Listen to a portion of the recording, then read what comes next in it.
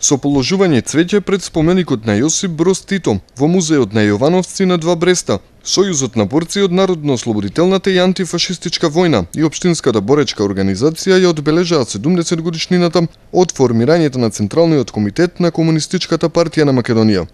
Ја користам оваа прилика да изразам посебна благодарност на семејствата Јовановски и Блажевски. Блажевски каде престојувал другарот за кој станува збор, а Јовановски, односно Чутомировци, каде што е сформиран првиот Централен комитет на Комунистичка партија на Македонија во оваа зграда тука.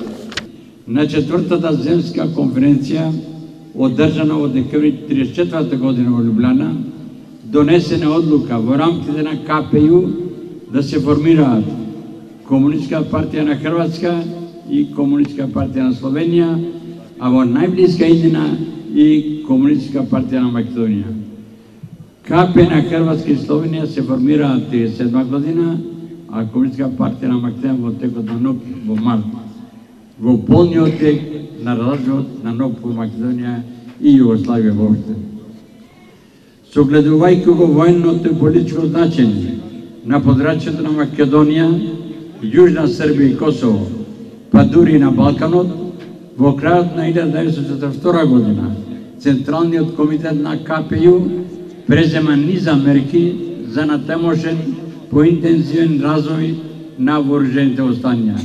За оваа цел во Македонија, во својство на делегат на Централниот комитет на КПЮ и на врховен штаб, го испрака Светозар Опановиќ Темпов, кој преку Србија во Скопје пристигнува околу 20 февруари 1940 година во Скопје. Пред присутните во музеот на Тетовскиот крај се обрати и председателот на Сојузот на борци во Македонија, генерал полковник Тодор Атанасовски.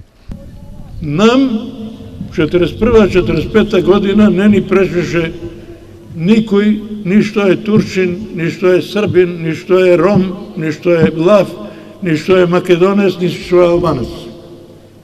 Зашто сега си пречите че морат младите да одговорат на тоа прашање, а посебно че морат да одговорат, еве нека ми извини градоначелникот со сето уважување, да ви кажам,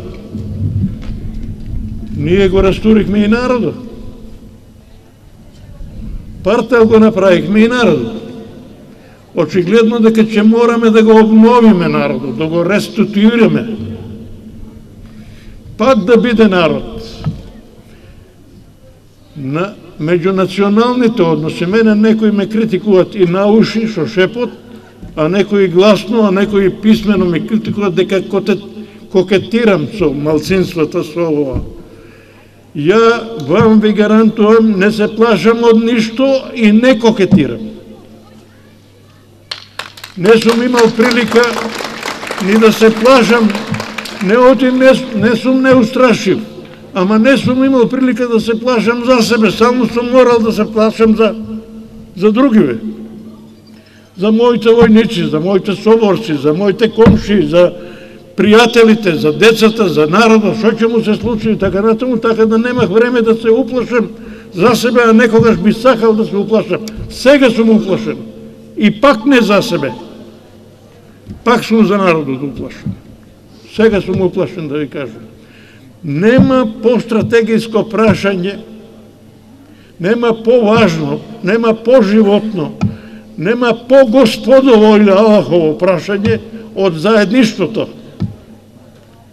Ја морам да ви кажам и сакам отворено, сите шовинизми смрдат. Пред споменикот на Јосип Броз Тито во музеот на Тетовскиот крај, цвеќе положија делегации на резервните воени старешини, Сдруженијето на воени инвалиди и армиски и полициски воени старешини.